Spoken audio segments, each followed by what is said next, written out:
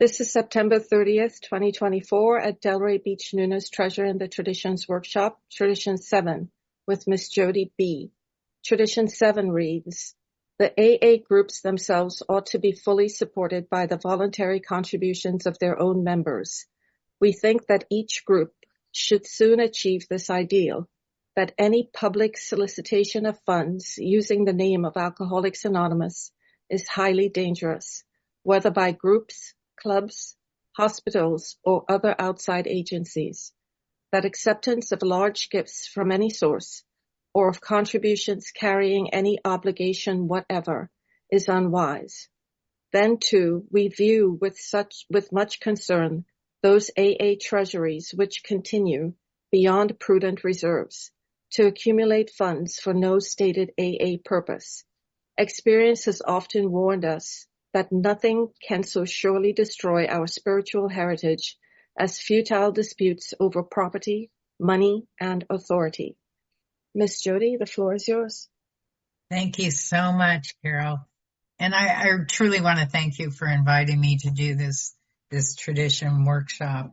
My name's Jody, and I am an alcoholic, and my home group is the No Matter What Women's Group in Palm Desert, California.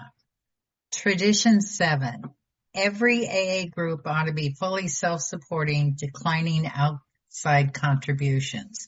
And I'm in the 12 and 12, and I want to read the next paragraph. Self-supporting alcoholics? Who ever heard of such a thing? Yet we find that we have what we have to be. This principle is telling evidence of the profound change that AA has wrought in all of us. Everybody knows that active alcoholics scream that they have no troubles money can't solve. Always we've had our hands out, time out of mind, we've been dependent on somebody, usually money-wise. When a society composed entirely of alcoholics says it's going to pay its bills, that's really news. You know, I'm just going to go back to when I first got into this program. This sounds like me. You know, I had my hand out all the time. And I had a sponsor that had me going to meetings every day, and they would pass the basket. And I would be so embarrassed because I didn't have, as they referred to, folding money. I had coins. And every time they passed it by me, you could hear my few coins going in the basket and going ching ching. And I was so embarrassed. Now I know the traditions are about the group staying together, but this is how I fit into this. My sponsor also got me involved in service. And so when I read this about contributions, I'm not just talking about money. What I learned was that I had a lot of time on my hands, and I might not be able to afford to support my group with money, but I could make coffee. I could be a greeter. I could put out the literature. I could do the setup and the breakdown. So when I think about helping my group be self-supporting, I was always there to lend a hand. Now my life started to change and things got better. And, you know, I became more independent. And when we talk about this tradition, I look at the principle behind it as independence. Alcoholics Anonymous wanted to be independent from any corporation or somebody with lots of money. They wanted to be able to make their own decisions, not who paid the most money, they got the say. And they've learned that throughout the years, you know, that taking contributions from outside Alcoholics Anonymous is like poison. So here we go. You know, who says you need to be poor, right? But Alcoholics from the very beginning says we need to be poor. We need to be self-supporting through our own contributions. One thing that I've learned, and I've been in the California area for the last 3 years. And so I moved from Seattle, Washington, where all the groups were poor. All the districts were poor. We didn't have any money to spend. I mean, it just seemed like we were just service orientated, and that's how we did things. But since I moved down here, I've been exposed to a lot of the literature. I've learned so much.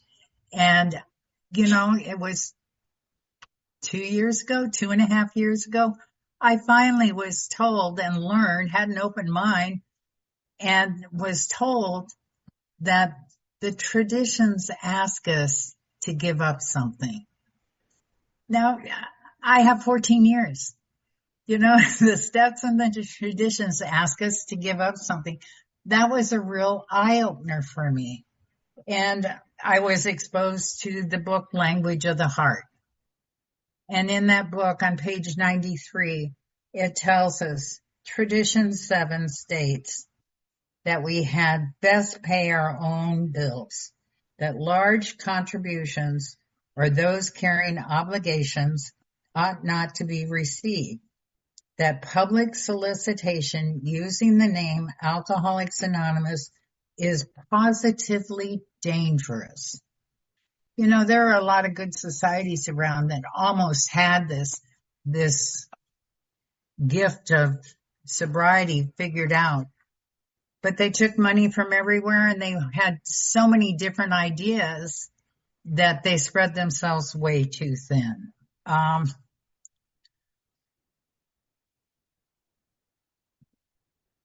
The traditions also tell us that, and all the traditions remind us that we have one primary purpose, and the traditions are about that, to carry the message of the alcoholic to the alcoholic who still suffers. I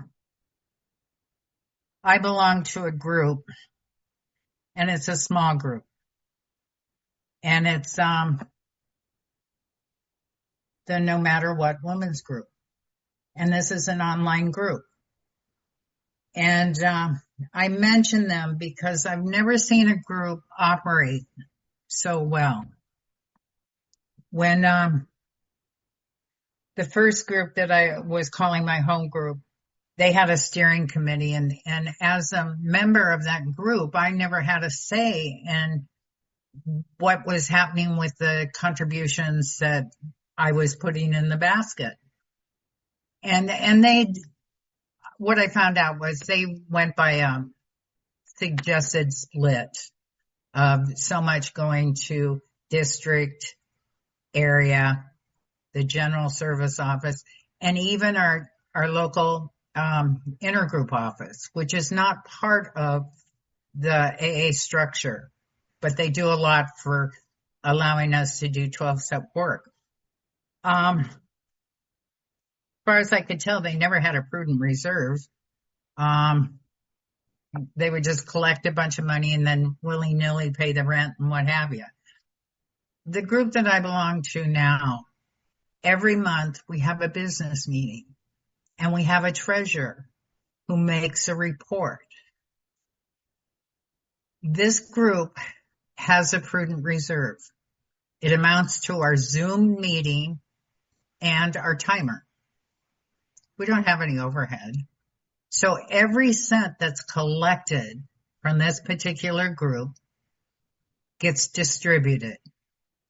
Now, it gets distributed depending upon how the group feels. Sometimes we contribute it all to the grapevine through contributions of Carry the Message, because that's the only way you can contribute to the grapevine. Sometimes we send it to just the general service office. Sometimes we split it 4 ways with the 3 service structures and our central office. But every month we always have a subscription to the Carry the Message project. I like that. I like that. And that's why I like being a part of that group.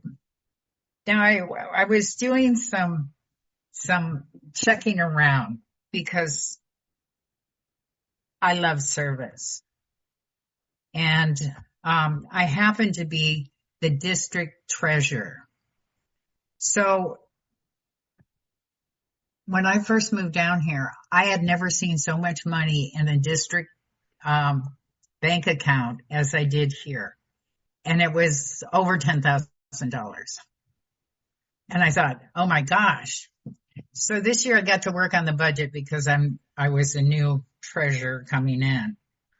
And we have all these committees in our districts, but they're not filled. Here's a case we have money to spend within our district, but we can't find anyone to do the service work. So this is kind of a tricky situation. You want to spend the money, you want to get the message out, but you can't get anybody to do it. So this has been going on and people, general service reps would be coming to the district meeting saying, what are we going to do with this money? And our poor DCM, he would say, I need committees filled. We have one committee that's filled and she's spent a lot of money on the Carried the Message project with the Grapevine. And I think that's fabulous. Well, we were sitting with so much money that, and as treasurer, I can make a recommendation. They don't have to follow it. But I said, let's send it to the general service office. We'll write a check out to the board and get rid of some of this money because our general service office needs money. And everyone voted on it. And so today I checked with the bank to make sure that they would cash this check because here's me writing out a $7,500 check. And I wanted to make sure that it cleared the bank without a second signature or whatever. And they said, no problem.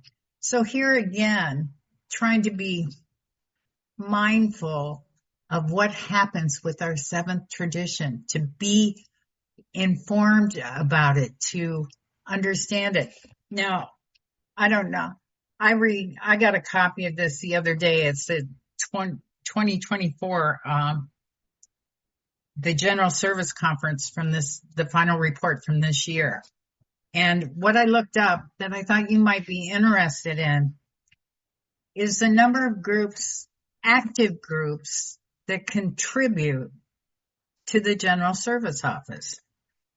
There is 57,222 active groups. And I thought that was not that large amount, but I guess it is. Out of those 57,000, 18,105 groups contribute. So that's only 31, let's call it 32% of the groups that are in the fellowship contribute to the General Service Office. And we wonder why our General Service Office is running low on funds. They're getting into their reserves. Is because not everyone contributes. And by not contributing, who are we hurting? We're hurting ourselves. And to me, that hits home. I don't know about you, but when I was poor and couldn't put a lot of money in the basket, here's a program that saved my life, that I have a responsibility to pay back, whether it's in service or in money.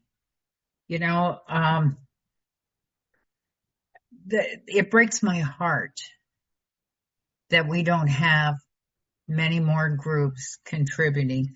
And there's all sorts of ways that we can contribute. You can put it in the basket or on your Venmo. This lovely meeting here, they were saying right before the meeting, oh, our seventh tradition link is broken. Nobody can make the contributions. It's kind of hard to be self-supporting.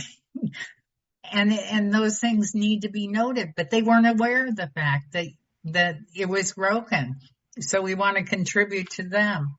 I participate in the birthday plan. On my birthday, I can send money to the general service office. Now, I just had 14 years.